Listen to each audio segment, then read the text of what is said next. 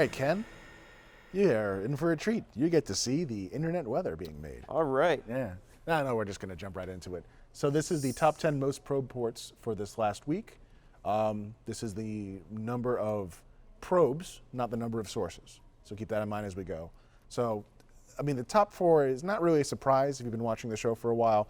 Port 23 TCP is Telnet, still a problem. Port 445 is SMB, which is, Windows shares and stuff like that. Still looking for it. Still looking for it. Still probably a lot of WannaCry infected boxes out there. 1433 is Microsoft SQL Server. 80 ICMP is Ping. Mm-hmm. And in 5th place, we have a newish contender, which we've actually seen on the show before. 8291 TCP has jumped up 19 slots, which is significant. Very significant. So we'll go into that one in a second. Okay. 22 TCP is SSH, which has always been, in the top 10 or 20. 3283 we'll also go into. That one's kind of interesting.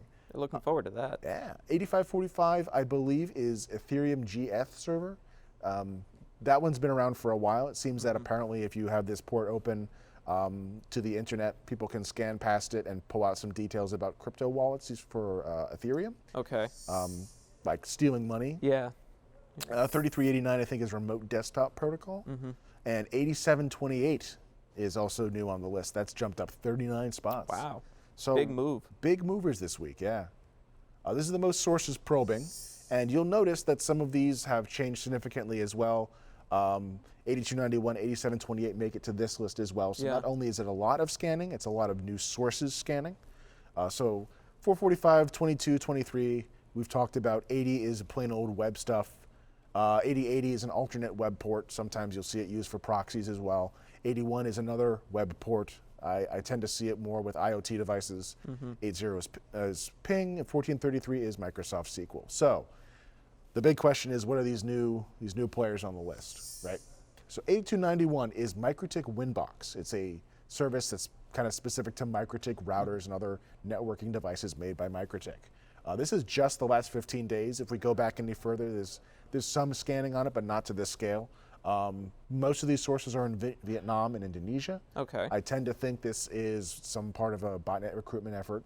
Typically, when we see a lot of sudden new scanning, it's because someone has a sudden new interest in some vulnerability. It's not always that they're scanning for the particular port. That's not always their target. So they may pick a port that is indicative of a particular vendor. Something that might give away what I'm looking at. Right. So if I don't really care, if my end goal is to brute force telnet passwords, right? But I want to save some time, I won't try a list of 100 or 1,000 passwords. I'll say 8291 is a Mikrotik box. I know what the password is for Mikrotik. I'll go scan for that port, and as soon as I find a box that responds, I'll pivot to SSH. I'll try the password there, and I'll get in. So that's sometimes the tactic that we see. 8728 is a Mikrotik API port. And if you take a look at those hills and valleys, you will notice how similar they are, and I swear I didn't copy and paste that. You sure? I am sure, because it is basically the same scanning population as 8291. Those same hosts in Vietnam and Indonesia are doing this. So, and I when I was putting my slides together, I went back and forth. I was like, I'm sure I didn't copy. Did I have the right? Exactly. It was so close. So anyway, again, 15 days, but we have seen people scanning for these Mikrotik boxes before. I think there are some known vulnerabilities, but they also have common ports open. So I tend to think it's a pivot to find the device and then jump immediately to the brute force. Instead of looking at the noise of SSH, right? Look for this. And that way, if someone is watching, right, you'll scan for the high port, and then you'll jump in and you'll try a working password immediately instead of having to sit there and brute force against that service. Right. So if you can get in on 1 or 2 attempts instead of getting kicked out after 5 or 3, it's much better for you. Exactly. So 3283 UDP, Apple Remote Management Service, or ARMS. I actually found a good article from NetScout about this. Seems that some people had been using it last year or the year before. For DDoS amplification. So pretty much any UDP service, you'll get a reflective effect for DDoS. So you can send a packet to any UDP service, fake the source address, and the responses will go to whatever faked source address you have. So you can send a whole bunch of traffic to this third-party UDP port. They'll respond back to your target, and you'll sort of mask the target will be overwhelmed. Right. Right. sometimes you get an amplification as well out of that. If you send a small request and the response is bigger, you've just amplified your attack by some factor. Again, if your point is to just drive traffic to a site, that's one way of doing it. So there's a handful of US and Russian sources and some very well-known VPS providers who are scanning for this. And that's only really started up in the last couple of days or so. Wow. So yeah, that's one to watch. I mean, it's been written about before, but I don't think I've seen that much traffic destined for this port before. This was one that I thought was kind of interesting. It sort of blew up out of nowhere. It doesn't make it to the top 10 or even 20 in terms of targets. But out of nowhere, this port 18082 TCP, which as far as I can tell is related to the VIPRE antivirus suite, but I couldn't conclusively prove that was the target.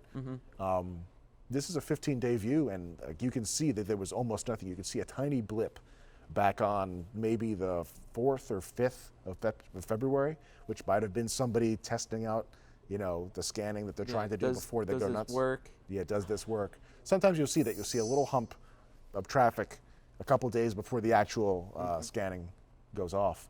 But you can see that went from nothing up to, a lot. Went from I'm doing this manually to here's something automated. And from what we can see, this is 4 sources in South Korea. Only Someone's 4. really checking this one out. So I'd love to know if there's a new vulnerability here that just hasn't been reported yet, but this is as much as I know about this port at this point. I also wanted to go back to a port that I covered the last time I was on the show, 37215 TCP.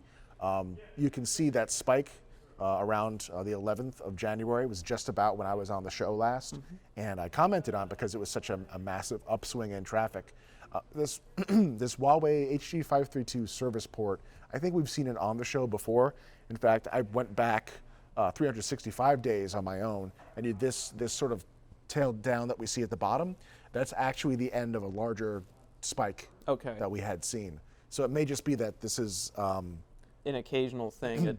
It almost follows maybe a pattern. You would like think this. so, but the peak, the high point from that curve is nowhere near as high as the one we have today.